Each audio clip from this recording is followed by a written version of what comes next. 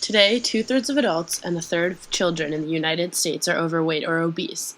The nation spends $190 billion a year treating obesity-related health conditions.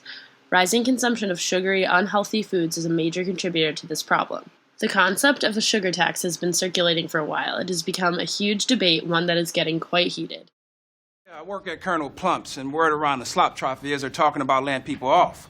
So maybe you could get off your high horse and help me keep my job. Well, sir, I may vote against the tax because, frankly, I don't take job losses lightly. No, I want the tax. My husband started drinking those giant sodas, and he's gained 100 pounds in 3 months. Well, ma'am, my original stance was that implementing this tax would be good for public health. All taxation is theft.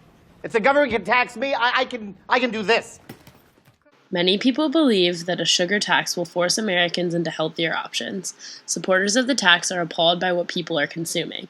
They see America as being led into obesity and other sugar-related health issues by outrageous, cheap options sold by producers.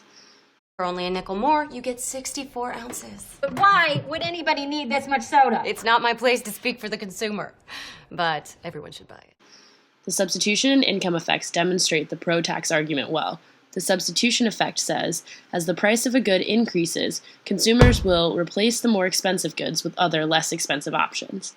Alternatively, the income effect argues that when a good becomes more expensive, this is the equivalent to decreasing overall wealth, and the individual will buy less of all options. These effects often work in opposite directions, and one dominates the other in most circumstances.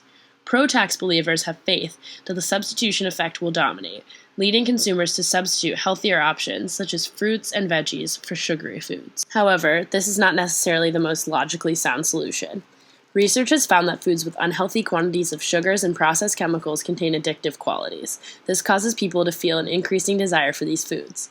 Thus, anti-tax believers find it unrealistic that the tax will lead consumers away from these unhealthy products.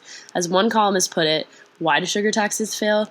Those consumers who strongly prefer unhealthy foods continue to eat and drink according to their individual preferences until such time as it becomes prohibitively expensive to do so. They see many similarities between the sugar tax and the cigarette tax that was introduced in 1998. Due to the addictive nature of nicotine, the cigarette tax did not result in many heavy smokers quitting. In addition, because cigarettes have a very inelastic demand, producers were able to increase prices to make up for the tax, and consumers were forced to pay the burden of the tax. As a result, they became relatively poorer and little to no less unhealthy. Those opposed to the sugary foods tax say the result of a sugar tax will be the same as that of the cigarette tax. While sugary foods do have more substitutes than cigarettes, most of them are just as unhealthy. Thus, if people do decide to substitute, people will likely substitute with other unhealthy options, such as potato chips, that will satisfy their cravings, or buy less of all options. Some anti-tax supporters believe the idea of a sugar tax is freedom-revoking, and see the tax as the government babysitting the citizens. Leslie needs to butt out. The whole point of this country is if you want to eat garbage, balloon up to 600 pounds, and die of a heart attack at 43, you can. You are free to do so. To me, that's beautiful. These people do not want any more government interference in their personal choices. Isn't government interference by taxing our favorite goods exactly why the U.S. got rid of the British? Does anyone remember the Boston Tea Party? A tax on sugar certainly sounds like taxation without representation. It is for these reasons that we believe that the tax is inefficient and unrealistic, and we recommend that we do not go through with this option.